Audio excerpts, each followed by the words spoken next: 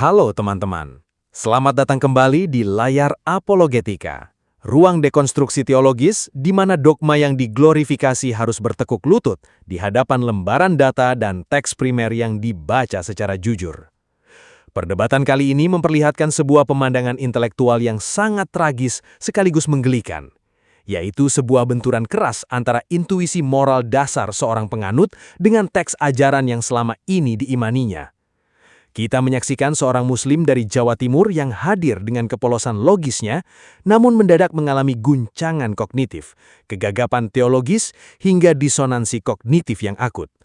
Di satu sisi, nurani kemanusiaan dan akal sehatnya menolak gagasan immoral bahwa pelaku kejahatan berat, mulai dari pezina hingga pencuri, bisa melenggang masuk syurga hanya dengan berbekal ucapan lisan. Namun di sisi lain, saat Edi Tevis membukakan teks hadis sahih dan ayat Al-Quran secara telanjang di depan matanya, ia terjepit dalam dilema mematikan. Melawan teksnya sendiri, atau mengakui bahwa ada absurditas moral dalam doktrin yang diyakininya. Kali ini, kita akan membedah setiap babak perdebatan ini, sekaligus menyejajarkannya secara kontras dengan konsep keselamatan dan moralitas kekristenan. Bagaimana Injil memandang iman, perbuatan, dan pertobatan sejati secara radikal beda dari konsep jaminan lisan? Bersiaplah untuk sebuah analisis yang tajam. Selamat menyaksikan.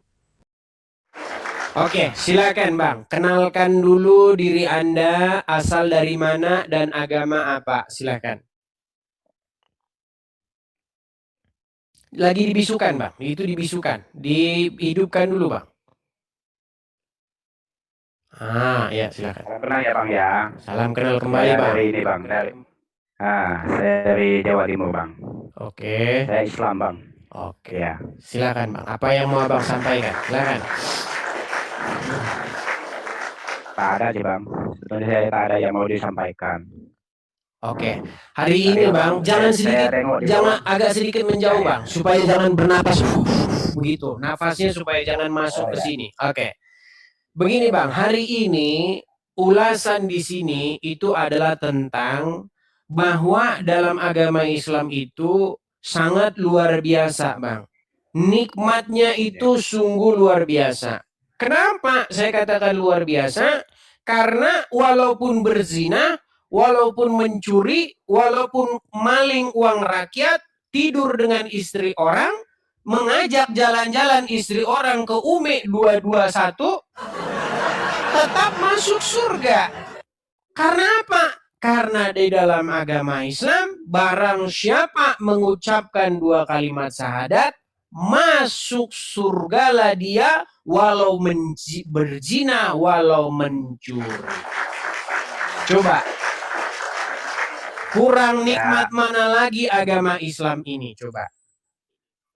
Tapi kalau bagi saya ya Bang, kalau cuma bersyahadat itu tak cukup Bang. Berarti Anda ingin melangkahi Rasulullah? Bukan karena itu Bang. Terus? Karena orang itu Bang, harus kuncinya yang pertama ya itu syahadat. Yang kedua, kuncinya itu ya bertaubat. Astaga, baik. Kita putarkan. Itu kuncinya, Pak. Oke, baik. Begini ya. Mohon maaf nih. Kita tidak boleh melangkahi atau melebihi apa yang sudah dikatakan oleh Rasulullah. Betul? Betul.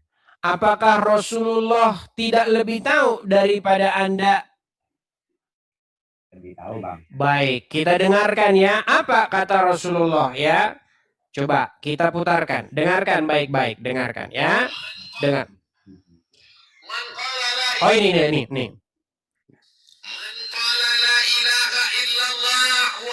Rasulullah. Siapa yang mengatakan la ilaha illallah Muhammadur Rasulullah dakhala jannah. Maka semua yang mengucapkan la ilaha illallah Muhammadur Rasulullah semua yang masuk surga insyaallah. Amin. Betul. Bagaimana dia berzina? Ya, betul. Wa in sarab, bagaimana kalau dia mencuri? Wa in zana wa in sarab, walaupun dia berzina walaupun dia mencuri, dia tetap masuk surga. Nah, itu betul, Bang. Nah, Itu betul, Bang. tetapi kenapa Anda begitu tega menambahkan di situ pertaubatan? Tidak ada pertaubatan. Ya, yang penting dia mengucapkan man qala la ilaha illallah Muhammadur Rasulullah, masuk surgalah dia. Itu yang benar, jangan dibilang bertaubat. Justru sebentar, Tapi kan, Pak, justru kalau bertaubat tidak ada pasti masuk surga. Kalau bertobat justru mudah-mudahan masuk surga. Coba buka ayatnya. Di dalam Al-Quran Nur Karim, di dalam surat At-Tahrim ayat yang ke-8. Silakan dibuka At-Tahrim ayat ke-8. Silakan. Tahrim ya, Bang. Ya, surat At-Tahrim ayat ke-8. Ayat 8. Ya ayyuhallazina amanu, wahai orang-orang yang beriman. Tahrim ya, Bang, ya. Ya, At-Tahrim ayat 8. Ya. Baca dengan bahasa Arabnya apa? Dengan terjemah saja, Bang? Arabnya dan terjemahannya. Karena nanti kalau terjemahannya nanti dibilang, itu kan terjemahan. Begitu. Coba baca Arabnya. Ya, oke. A'udzu billahi minasy syaithanir rajim. Bismillahirrahmanirrahim. Ya ayyuhalladzina amanu, ya ayyuhalladzina kafaru la ta'tadiru yawma innama tujzauna ma kuntum ta'malun. Ini ya, Bang, ya. Sebentar. Itu At-Tahrim ayat 8? Iya, ayat 8, Bang. Sebentar. Coba dibaca artinya. Bukan ayat 8, Bang. Pantesan. Kok saya bingung? Iya, bukan. Ayat 8-nya, silakan. Bismillahirrahmanirrahim. Ya ayyuhalladzina amanu tubu ilallah taubatan nasuha asya rabbukum ayyukaffiru ankum syai'atikum. Oke, stop di situ. Oke, asa rabbukum. Baik. Ya ayyuhallazina amanu, wahai orang-orang yang beriman. Lanjut. Wahai orang yang beriman, bertobatlah kepada Allah. Bertobatlah kepada Allah dengan taubat yang murni-murninya. Oke. Terus? Setelah taubat yang semurni-murninya, apa janji Allah? Mudah-mudahan Tuhan kamu. Lah ya itu, Bang. Iya, mudah-mudahan asa rabbukum, mudah-mudahan Tuhanmu mengampuni dosa-dosamu. Betul? Iya. Tapi kan dengan pertobatan, Bang. Iya, justru kalau bertaubat janji Allah hanya mudah-mudahan. Ya ayyuhallazina amanu, wahai orang-orang yang beriman. Coba, bertaubatlah kalian dengan taubat yang semurni-murninya. Mudah-mudahan Tuhanmu akan mengampuni kesalahanmu. Nah, justru kalau Anda bertaubat nasuha, taubat semurni-murninya, tidak mengulangi lagi perbuatannya, justru Allah akan menjanjikan kata mudah-mudahan diampuni. Nah, di sini datang Rasul, dengar, di sini datang Rasulullah sudah memberikan janji yang pasti masuk surga. Yaitu apa? Dengan mengucapkan 2 kalimat syahadat. Iya bang, itu kan tanda-tanda pengakuan bang. Iya, makanya mana yang lebih penting? Mana yang lebih penting? Mengucapkan 2 kalimat syahadat atau bertaubat? Yang terutama bang, ada 2 kalau bagi saya. Oke, tunjukkan dalilnya, bertobat dan mengucapkan 2 kalimat syahadat. Yang terutama ya tobat bang, terutama syahadat. Mana ayatnya? Makanya orang itu bisa dikatakan taubat karena orang itu tidak bisa membaca syahadat bang. Itu setelah baca syahadat, orang itu harus bertobat kalau memang ini namanya asum. Kalau bertobat pasti diampuni atau mudah-mudahan diampuni? Ya sesuai dengan kata Alkitab lah bang. Mudah-mudahan kan? Dengan kata Alkitab lah bang. Mudah-mudahan kan? Iya, kalau saya. Ya iya mudah-mudahan. Coba sekarang begini, coba. Wahai audio tak dikenal. Bekerjalah kamu kepada saya dengan kerja yang semurni-murninya. Berangkat jam 7, pulang jam 7. Jam 7 pagi berangkat, pulang jam 7 malam. Mudah-mudahan Anda saya gaji. Kalau mudah-mudahan kan artinya ya kalau saya ingat. Namanya juga mudah-mudahan.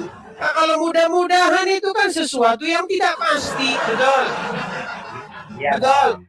Coba sekarang Anda mau nggak begini? Dibuka lowongan kerja. Kerja di mana? Di Arab Saudi. Berangkat jam berapa? Jam 7 pagi. Pulang jam berapa? Jam 7 malam. Gaji berapa? Mudah-mudahan digaji. Ayo. Astaga. Kalau itu kan tergantung kita sendiri bang. Iya, makanya di dalam agama Islam itu sudah diberikan kemudahan. Mengucap 2 kalimat syahadat saja masuk surga. Kok malah Anda tambah-tambahi bertaubat? Kalau cuma hanya mengucapkan kalimat syahadat bang, tapi tidak melakukan dengan atas perintahnya, apakah bisa masuk surga? Tetap masuk surga, berarti Anda meragukan Nabi ini kalau begini. Bukan meragukan bang, karena syahadat. Oke, saya suruh tampilkan saja hadisnya ya. Oke, kita tampilkan saja hadisnya ini. Anda sungguh meragukan Nabi. Bukan meragukan bang. Oke, kita tampilkan hadisnya ya. Apa yang diterangkan di Al-Quran bang, begitu kalau saya bang. Iya, masalahnya yang Anda utarakan nggak ada ayatnya. Aduh, kalau kata begitu. Aduh.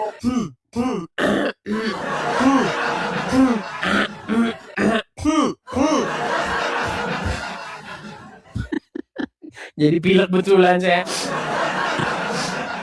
Oke, baik. Kita akan tampilkan ya. Inilah yang dikatakan diingkari oleh mereka.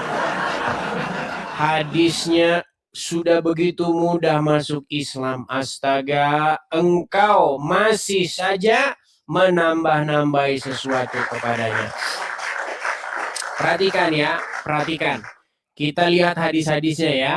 Kita bacakan di sini. Perhatikan. Kita akan bacakan. Bentar ya. Bentar, mana sih ini hadisnya ya? Nah ini. Sahih Bukhari nomor 1161. Telah menceritakan kepada kami Musa bin Ismail, telah menceritakan kepada kami Mahdi bin Maimun dan seterusnya ya, dari Rasulullah Shallallahu Alaihi Wasallam bersabda. Baru saja, perhatikan ini terupdate ya. Baru saja datang kepadaku utusan dari Robku, lalu mengabarkan kepadaku.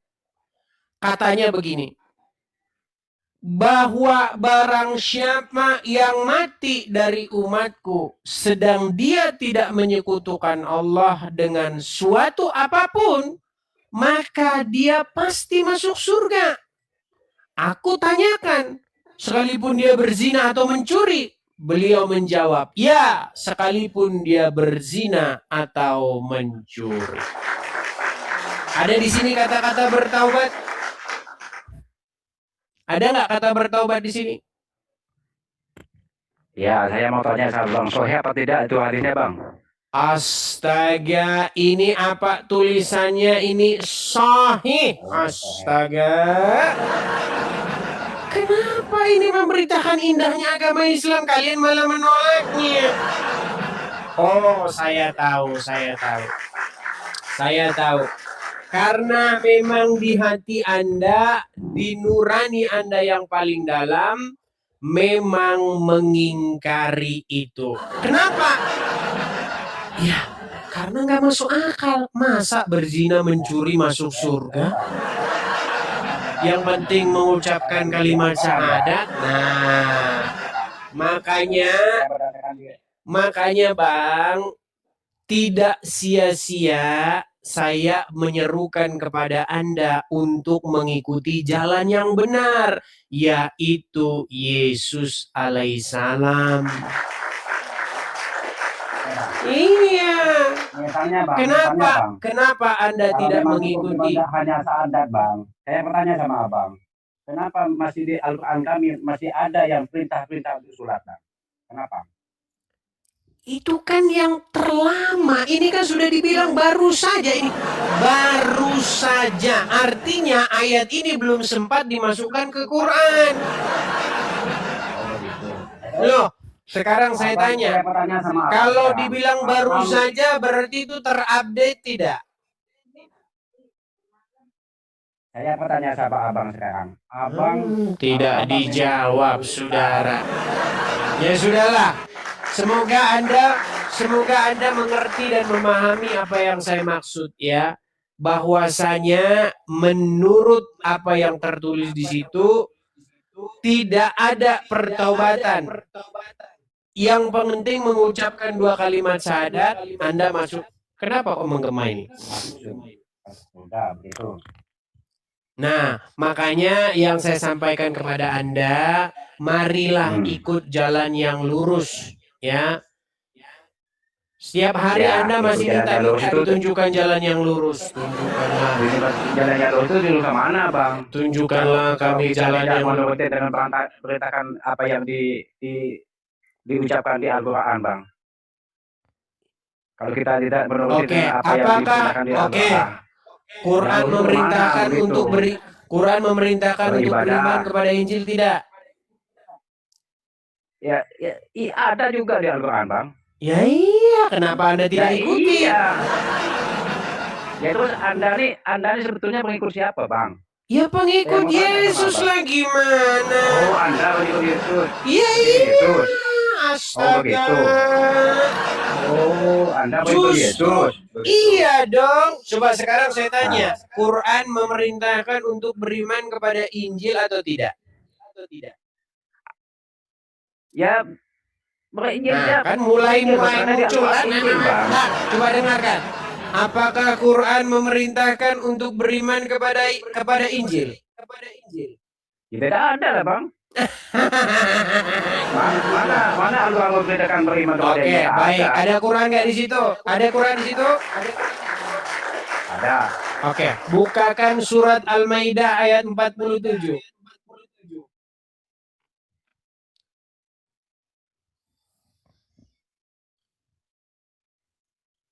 Sesungguhnya mereka membaca Al-Quran dan tidak membaca artinya. Itulah sebabnya audio tak dikenal masih jadi orang Islam.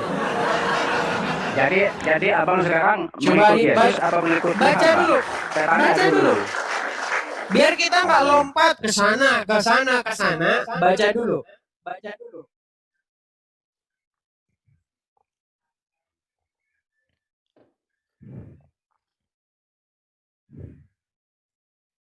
Al-Maidah 47. Dari Bang. Belum dipawang, pasang mata saya ini belum begitu jernih, Bang. Itulah sebabnya Anda masih jadi orang Islam. Ini Bang, abang orang dasar. Aduh, astaga. Baca dulu surat Al-Maidah ayat 47. Astaga. Ya Bang, iya saya boleh baca surat Al-Maidah ayat 47. Baca pasal di Al-Quran ini bukan hanya satu ayat Bang, yang dikatakan yang ada firman-Nya Allah. Kenapa begitu lama Anda membacanya? Silakan, sudah ketemu jawabannya? Saya saja belum ketemu ini. Ya kalau sudah ketemu pasti Anda sudah mengikut Yesus. Bukanlah, saya mengikut Iya, itu. coba makanya baca.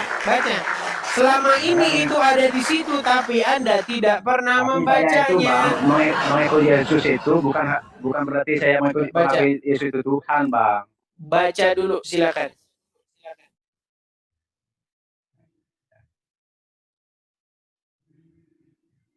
Mana ya Al-Maidah ini? Jangan-jangan ayatnya sudah keluar dari situ. Apa sudah kau keluarkan ayatnya dari situ akibat hawa nafsumu?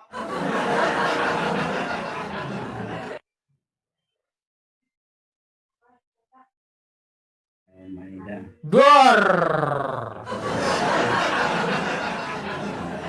Telepon saja. Kenapa begitu lama? Tak ketemu Bang, kalau Al-Maidah tak ketemu Bang. Tak ada. Pantesan Anda masih jadi orang Islam. Ya sudah. Ayatnya sudah saya bilang saudara-saudara, ayatnya dia keluarin dari dalam Qur'annya.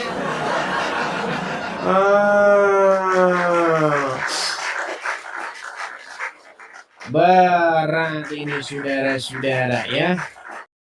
Mari kita bedah dekonstruksi data dan argumentasi setiap babak perdebatan tadi, sekaligus menyejajarkannya secara kontras dengan konsep keselamatan dan moralitas kekristenan secara tajam.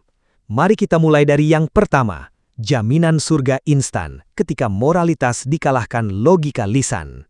Diskusi dibuka dengan pembuktian yang sangat tajam mengenai konsep keselamatan di dalam teks. Edis TV meletakkan sebuah premis yang menohok tentang kemudahan eksorbitan yang ditawarkan dalam sistem teologi lawan, bahwa di dalamnya nikmat luar biasa dijanjikan secara mutlak hanya dengan modal mengucapkan 2 kalimat syahadat. Edis TV mendaftar rentetan tindakan kriminal berat yang secara eksplisit tidak membatalkan jaminan surga tersebut. Berzina dan tidur dengan istri orang, mencuri dan merampok uang rakyat. Lawan debat yang hadir dengan intuisi etis manusiawi secara refleks merasa terganggu dengan kesimpulan ini. Nurani dasarnya menolak fakta bahwa seseorang bisa jahat seumur hidup lalu masuk surga begitu saja tanpa ada kompensasi moral. Maka tanpa sadar, ia mencoba menambah-nambahi syarat baru yang menurut akal sehatnya harus ada. Kuncinya yang pertama syahadat, yang kedua itu ia bertaubat. Disinilah Edis TV melancarkan pukulan taktis pertama yang mengunci logika lawan debat. Edis TV tidak langsung membantah, melainkan menyodorkan sebuah cermin epistemologis yang mematikan.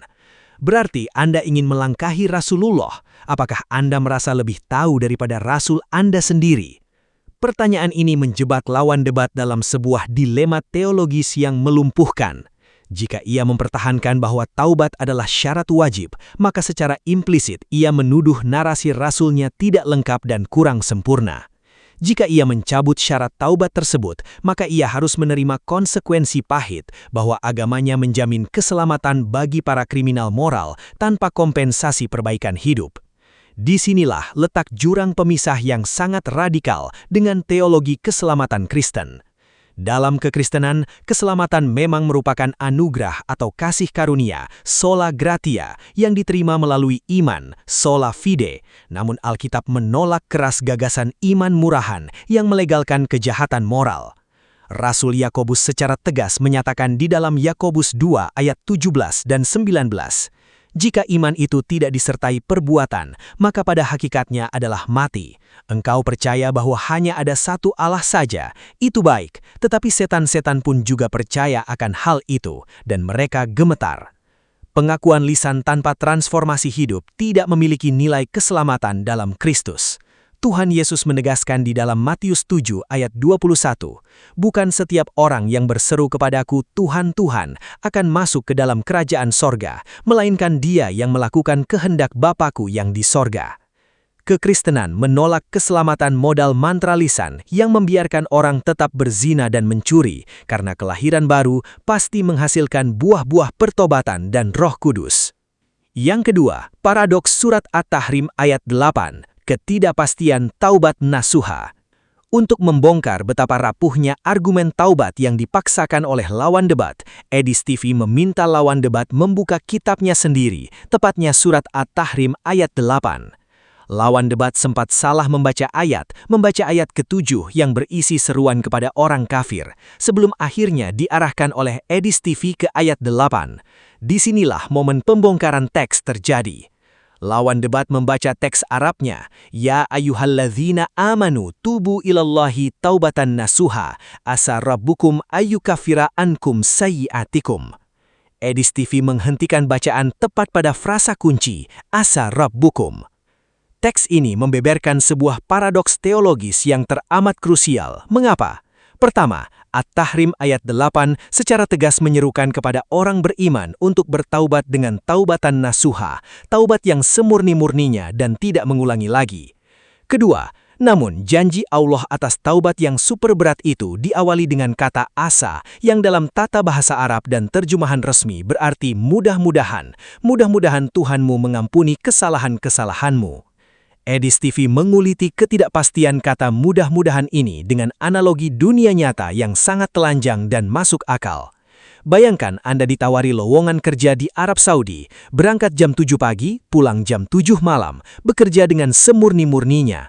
Lalu majikan Anda bilang, "Mudah-mudahan Anda saya gaji. Mau tidak Anda bekerja?"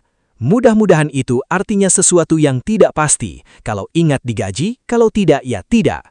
Melalui analogi ini, Edis TV memperlihatkan kecacatan hierarki keselamatan dalam teks lawan.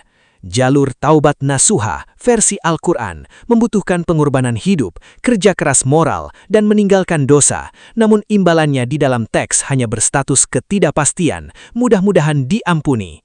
Jalur syahadat versi hadis tanpa perlu taubat, cukup melafalkan kalimat syahadat dan mati tanpa menyekutukan Tuhan, imbalannya adalah jaminan pasti masuk surga. Bandingkan ketidakpastian ini dengan jaminan keselamatan dalam Kristus. Dalam Kristus, janji pengampunan dosa bagi orang yang bertaubat bukanlah sebuah probabilitas mudah-mudahan, namun sebuah kepastian hukum yang sah melalui darah Kristus di kayu Golgota. Di dalam 1 Yohanes 1 ayat 9 tertulis, "Jika kita mengaku dosa kita, maka Ia adalah setia dan adil, sehingga Ia akan mengampuni segala dosa kita dan mensucikan kita dari segala kejahatan." Kekristenan tidak menggantung nasib manusia pada frasa mudah-mudahan. Pengampunan dosa dalam Kristus didasarkan pada keadilan dan kesetiaan Allah yang telah melunasi hutang dosa di Golgota. Kristus berjanji dalam Yohanes 5 ayat 24, "Aku berkata kepadamu, sesungguhnya barang siapa mendengar perkataanku dan percaya kepada Dia yang mengutus aku, ia mempunyai hidup yang kekal dan tidak turut dihukum, sebab ia sudah pindah dari dalam maut ke dalam hidup."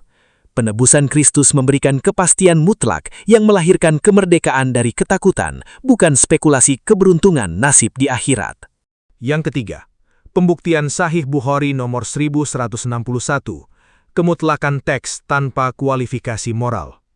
Melihat lawan debat masih berusaha mengelak dari kenyataan tekstual ini, Edis TV membuka dan menampilkan dalil utamanya langsung ke layar monitor. Sahih Bukhari nomor 1161.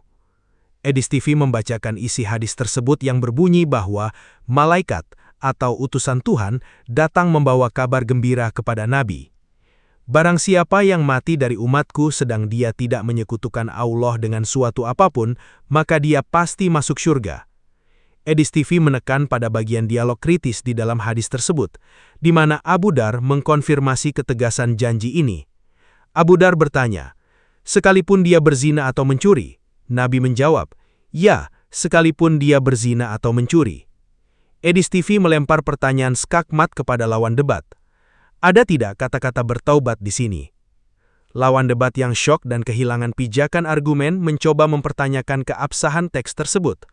Sahih apa tidak itu hadisnya, Bang? Momen ini adalah bukti nyata dari kebutaan literatur. Di layar dengan jelas tertulis Sahih Bukhari, kitab hadis yang diklaim paling otentik dalam tradisinya, namun sang lawan sendiri tidak mengenali isi dari literatur utamanya. Edis TV menembak tepat ke jantung disonansi kognitif lawan debat. Kenapa saat diberitahukan indahnya agama Anda malah menolaknya? Saya tahu kenapa. Karena di dalam hati dan nurani Anda yang paling dalam, Anda mengingkari itu karena tidak masuk akal. Masa berzina dan mencuri masuk syurga hanya karena syahadat.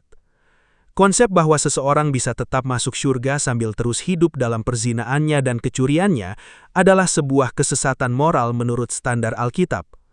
Rasul Paulus memberikan peringatan yang sangat tajam di dalam 1 Korintus 6 ayat 9-10. Atau tidak tahukah kamu bahwa orang-orang yang tidak adil tidak akan mendapat bagian dalam kerajaan Allah? Janganlah sesat, orang cabul, penyembah berhala, orang berzinah, banci, orang pemburit, pencuri, orang kikir, pemabuk, pemfitnah, dan penipu tidak akan mendapat bagian dalam kerajaan Allah. Secara tegas Alkitab menyatakan bahwa karakter Allah yang kudus tidak toleran terhadap keberlanjutan dosa. Dalam kekristenan, jika seseorang mengaku percaya Kristus namun tetap hidup dalam kubangan zina dan mencuri tanpa bertobat, imannya adalah palsu. Ibrani 10 ayat 26 menambahkan, sebab jika kita sengaja berbuat dosa sesudah memperoleh pengetahuan tentang kebenaran, maka tidak ada lagi korban untuk menghapus dosa itu.